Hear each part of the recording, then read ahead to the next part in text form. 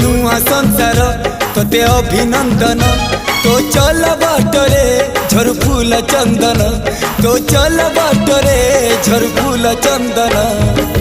समयर चक्का भौरी घुरे घुरे फुले कांदनालो चढ़ीबू तू फूल सवारी धीरे धीरे फुले कांदनालो बाहागर सुख परा विधाता देइछि तोते विरह वेदना सबू सहिबाकू हवा मते